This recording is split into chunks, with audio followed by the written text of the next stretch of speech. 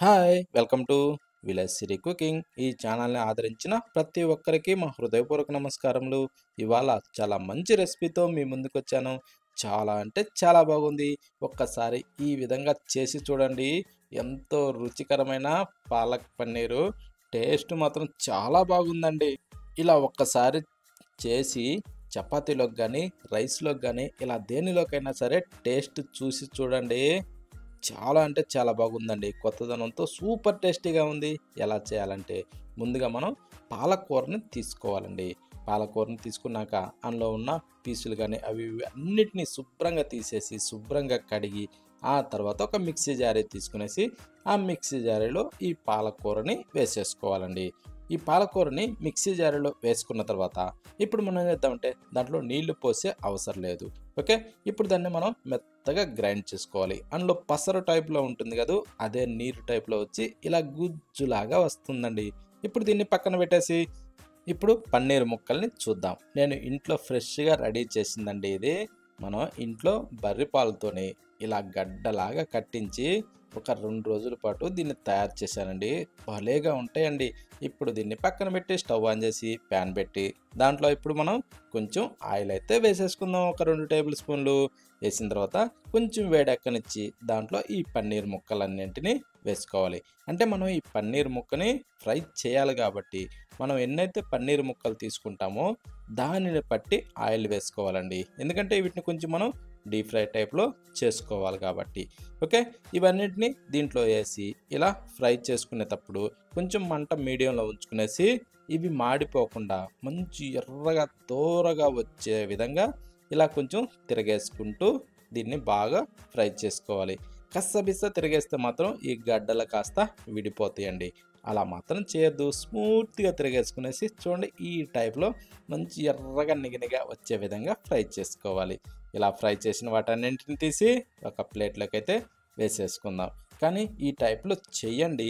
Curry మాత్రం చాలా బాగుందండి.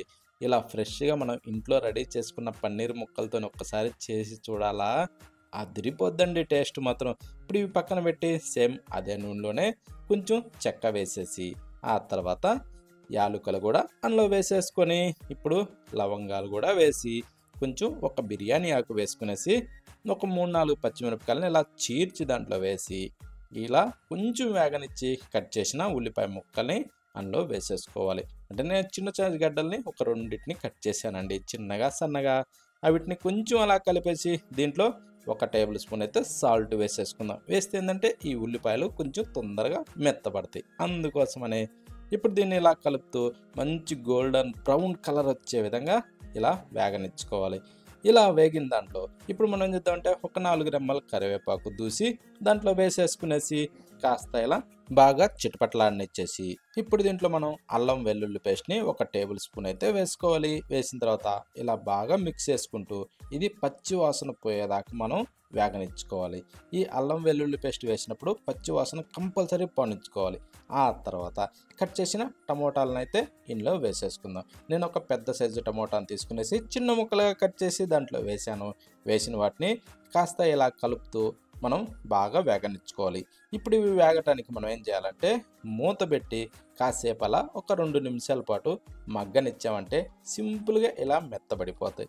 ఈ విధంగా మెత్తబడిన దాన్ని కాస్త అలా కలుపుకోవాలి. అడుగు పట్టుకోకుండా కాస్త ఇలా తిరగేసుకునేసి ఇందులో చిటికెడు సాల్ట్ వేసేసుకునేసి, అర స్పూన్ దాకా పసుపు వేసుకునేసి, ఒక టేబుల్ స్పూన్ అయితే కారం వేసుకోవాలి. వేసిన తర్వాత కాస్త ఇలా కలుపుతూ ఇవి కూడా పచ్చి వాసన పోయేదాకా ఈ టైప్‌లో మనం కలుపుతూ గుజ్జులాగా మారేదాకా ఇలా వేగనిచ్చుకోవాలి. చూడండి ఈ టమోటాలు ఇవన్నీ బాగా కరిగి ఇలా గుజ్జులాగా మారుతుంది.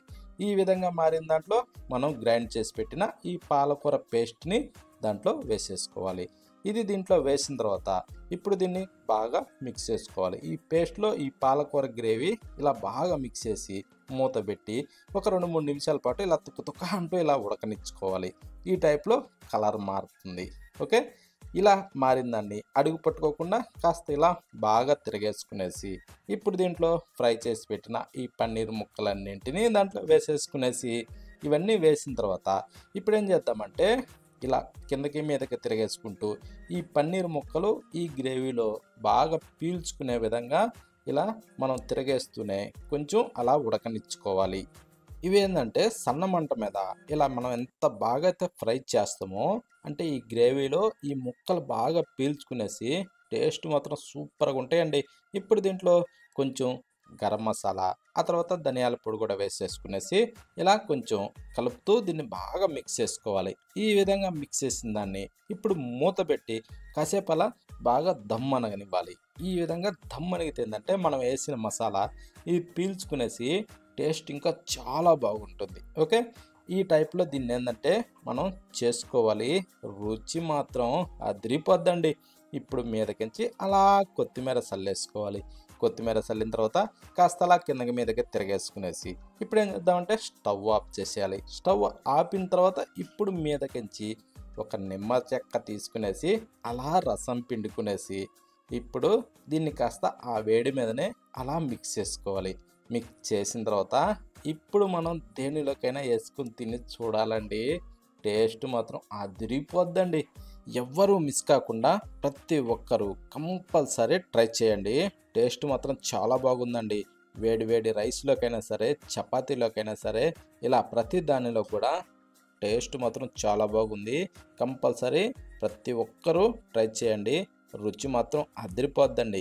ఇంకా మనం తయారు చేసేటప్పుడు మాత్రం ఈ పన్నీర్ ముక్కల్ని ఎంత వీలైతే అంత మనం ఇంట్లో రెడీ చేసుకోవడానికి ట్రై చేయండి.